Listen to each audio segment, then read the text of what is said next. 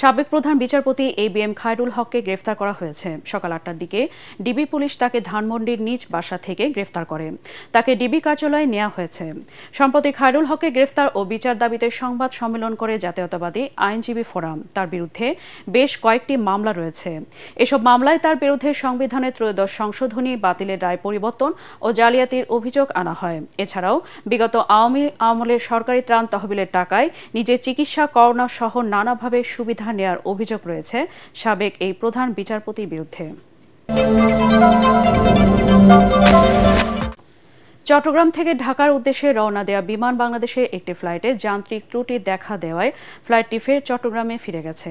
সকাল ৮টা ৫৮ ফ্লাইটটি চট্টগ্রামের শাহ আমানত আন্তর্জাতিক বিমানবন্দরে নিরাপদে অবতরণ করে।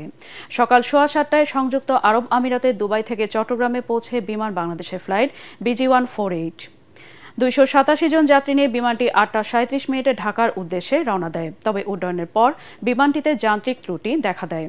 এ কারণে বিমানটি গতিপথ পরিবর্তন করে ফের চট্টগ্রামে ফিরে আসে। বিমানটি বিমানবন্দরের বে নম্বর ৮-এ অবস্থান করছে।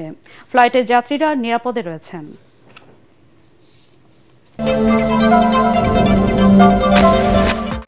উত্তরা মাইলস্টোন স্কুলের প্রশিক্ষণ যুদ্ধবিমান দুর্ঘটনার চতুর্থ দিনেও সকাল থেকে স্কুলের সামনে শোকার্ত মানুষের ভিড়। তবে ভেতরে ঢোকার প্রধান গেট বন্ধ রাখা হয়েছে, প্রবেশ করতে দেয়া হচ্ছে না কাউকে। উপস্থিত আছেন আইনশৃঙ্খলা বাহিনীর সদস্যরা। এদিকে স্বজন হারানোর বেদনায় কাতর শিক্ষক ও সহপাঠীরা। সোমবারের দুর্ঘটনায় ক্ষত এখনো বয়ে বেড়াচ্ছেন তারা। শোকে স্তব্ধ সারা দেশের মানুষও। এছাড়া Uttara Diabari milestone school and college ক্যাম্পাসে ২৭ জুলাই থেকে সীমিত পরিসরে ক্লাস শুরু হবে বলে জানিয়েছে স্কুল কর্তৃপক্ষ।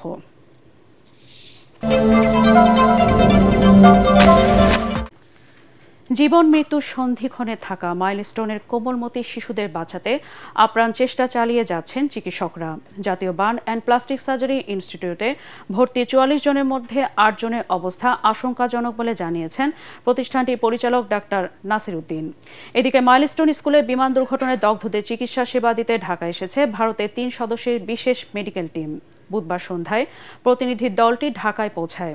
এছাড়া বিমান বিধ্বস্তের ঘটনায় এ পর্যন্ত মৃতের সংখ্যা ৩২ জন বলে জানিয়েছে ISPR।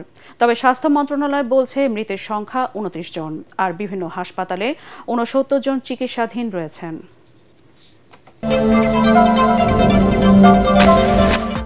ব্রাহ্মণবাড়িয়ায় জুলাই অভ্যুত্থানের শহীদদের পরিবারের সাথে দেখা করে তাদের খোঁজ খবর নিয়েছেন এনসিপির কেন্দ্রীয় নেতারা। চলমান জুলাই পদযাত্রার অংশ হিসেবে সকালে জেলা সার্কিট হাউস মিলনায়তনে অভ্যুত্থানের শহীদদের স্বজনেদের সাথে মতবিনিময় করেন এনসিপির আহ্বায়ক নাহিদ ইসলাম। এ সময় পরিবারগুলোর পাশে থেকে সব ধরনের প্রয়োজনীয় সহযোগিতার আশ্বাসও দেন নেতারা। দলটির নেতারা বলেন, যারা শহীদ হয়েছে তারা একটা নতুন দেশ চেয়েছিল, সে লক্ষ্যে কাজ করছে এনসিপি। শহীদদের আত্মত্যাগের কোনো ক্ষতিপূরণ হয় না, তবুও শহীদ পরিবারের পাশে দাঁড়াতে আর্থিক সহযোগিতা করা হচ্ছে বলেও জানান তারা। পরে শহরের কাউতলী থেকে পদযাত্রা শুরু করেন এনসিপি নেতারা। এসব কর্মসূচি ঘিরে জেলায় বাড়তি নিরাপত্তা ব্যবস্থা নিয়েছে আইন শৃঙ্খলা রক্ষাকারী বাহিনী। খেলার খবর। ঢাকায় আজ শুরু হচ্ছে এশিয়ান ক্রিকেট কাউন্সিল ACCর বার্ষিক সাধারণ সভা। ভারতের বয়কটের হুমকির পরিপ্রেক্ষিতে AGM নিয়ে ধূম্রজাল তৈরি হয়েছিল। শেষ পর্যন্ত অচলাবস্থার অবসান হয়েছে। পরিকল্পনা অনুযায়ী আজ ঢাকার এক ৫ তারকা হোটেলে AGM শুরু হবে। এতে সভাপতিত্ব করার জন্য বুধবার সকালে ঢাকায় এসেছেন NCCর চেয়ারম্যান মহসিন নকভী। বিসিবি সভাপতি আমিনুল ইসলাম বুলবুল জানিয়েছেন, ভারতীয় বোর্ডের এক প্রতিনিধি ভার্চুয়ালি AGM-এ যোগ দেবেন। এর আগে ঢাকায় AGM-এর বিরোধিতা করে বয়কটের হুমকি দিয়েছিল ভারতীয় ক্রিকেট বোর্ড। তাদের সঙ্গে যোগ দিয়েছিল ICCর অন্য ২ পূর্ণ সদস্য শ্রীলঙ্কা ও আফগানিস্তান। অবশেষে অভিমানের বরফ গড়ায় আজ বেলা ২টায় শুরু হবে AGM। এদিকে যুব ও ক্রীড়া উপদেষ্টা আসিফ মাহমুদ সজীব ভুঁইয়ার সঙ্গে সৌজন্য সাক্ষাৎ করেছেন ACCর চেয়ারম্যান মহসিন নকভী।